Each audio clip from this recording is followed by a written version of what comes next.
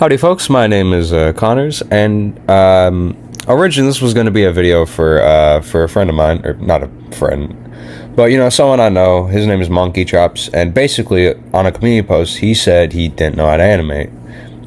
And me being an animator, I wasn't going to let that slide, so I'm going to teach you, Monkey Chops, and possibly anyone who wants to, learn how to animate, how to animate, at least in the waterfall style. So let's just get on right to it. So first off, you're just going to want to have your drawing right here. You're going to want to have your drawing separated in, layers, and be sure to put the layers in chronological order of how they're layered on the thing. Because if they're layered wrong, then it's not going to look good.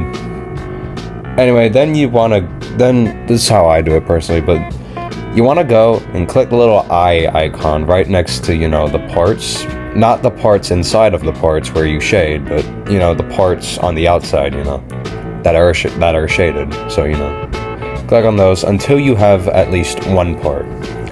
Then you want to exit out of that app. What are you? What? I'm trying to. Can I have your Instagram after? Okay. Oh my gosh. Sorry about that. Anyway, then you want to go ahead, open up the app, and then go back to where you had your drawing, and then export that to your iPad. And iPad. What am I saying? Then you just want to export it. And then after that, you want to go back in, and then click the eye icon on the thing you exported, and then do the next object. And then just repeat that cycle until you have all the parts you need. Then, once you have all the parts you need, you're going to want to open up CapCut, and you're going to want to click on New Project. And when you do, always select your background. Don't immediately go to selecting the parts to animate. Just select the background. I personally use use a green screen because I don't feel like drawing a whole background for this tutorial, so And then after that, you're gonna want to go to overlay, and then add overlay, and then add them in the sequence of which they were exported. So the one on the bottom should be exported first. There should be a thing where it lets you do more than one at one time, but yeah, I don't know, so I just kind of did it one by one. Anyway, once they're in, don't move them. Do not move them.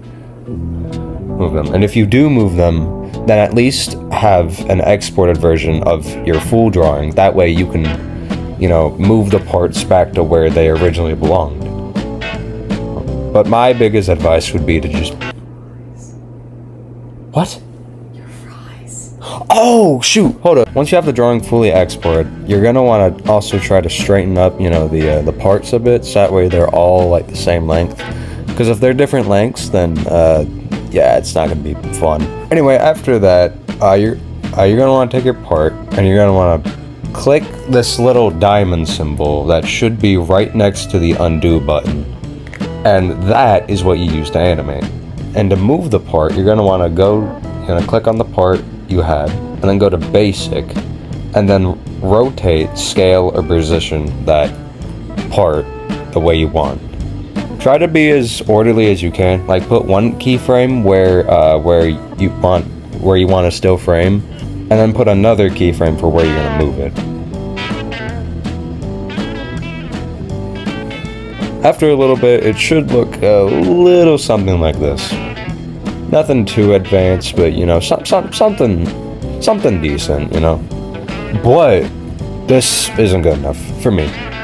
If you want to make it better, you're gonna want to go to this little weird thingamadoo on the side of the diamond icon. I'm gonna click on that. That's gonna take you to this thing that's gonna give you a bunch of easing options. That is if you time it right on the if you select the right keyframe, if you time it right, because sometimes it won't pop up until you get it to a very specific degree. So Anyway, from here you can just pick whatever. Anyway, I went with the easing option cubic in, and basically what this does is it helps smoothen the animation a bit, or at least gives it like a jerk to it. That way, it won't look as bland. This is optional, but yeah, I would highly recommend it, especially since it makes your animations just look so much better. There's another way to animate too, and basically what you do is you basically repeat the same thing you did, except instead of using keyframes, you duplicate the parts in the order of which they were put in, and then you put them all in 1 second, put it in a different pose, and then duplicate them all again, then put them in a different pose. So it's kind of like stop motion in a way.